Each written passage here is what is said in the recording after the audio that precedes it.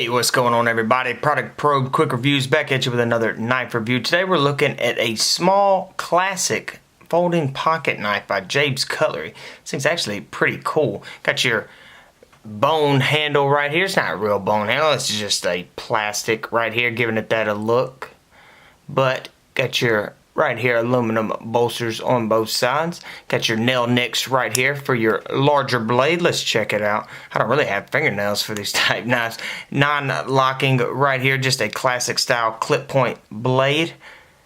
It seems to be super sharp though. And then right over here, got a nail nick for your spade blade. Right there. Let's flip it over. Yeah, non-locking on both sides, but boom, it does have two break points on the spade, two break points on the clip point, so that's actually going to protect it from closing on your finger without that lock. But just a small knife, guys.